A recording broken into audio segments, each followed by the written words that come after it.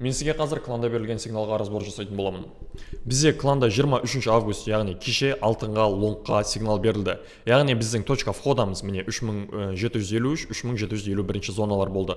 Take profitіміз 59, стоп лоссымыз 48. Уақытын қарайтын болсақ, бізде 12:27, яғни европейский сессия кезінде бұл сигнал берілген еді. Енді разборына қарайтын болсақ, үлкен таймфреймге өтетін болсақ, көріп тұрғанымыздай алтын бізде лонговый нарративте келе жатыр. Бізде жаңағыдай имбаланстармен жұмыс болды. Ал Азия сессиясы бізде жаңағыдай өзінің лоумен жұмыс жасады, яғни ликвидность шешті. Үстіне қарайтын болсақ, бізде үстінде Азияның хайы бар еді, және де тағы да бізде ликвидностьтар жиналған еді. Ал соңғы біз ситуацияға қарайтын болсақ, бізде имбалансты әдемі толтырды баға, және де бізде Франкфурттың лоумен жұмыс жасалды, яғни ликвидность шешті. Кіші таймфреймге өтетін болсақ, біздің точка входа қай жерден болды? Как раз таки бізде Лондон сессиясы ашылған кезде біз осы жерден манипуляциядан кейін 51-53 зоналардан кірдік, яғни среднем 52-ге қойын.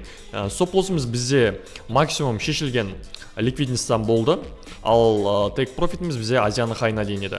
Где-то 2-2:40 бізде жаңағыдай средний эррор шықты. Енді позицияға қарайтын болсақ, бізде әдемі позициямызды алды, және де сол күні бізде take profitімізді жылдам әкелді. Алтын дальше бізде лонгқа өсті, бізде баға дальше лонгқа кетті. Егер де толықтай ақпарат үшін төмендегі сілтемеге басыңыз.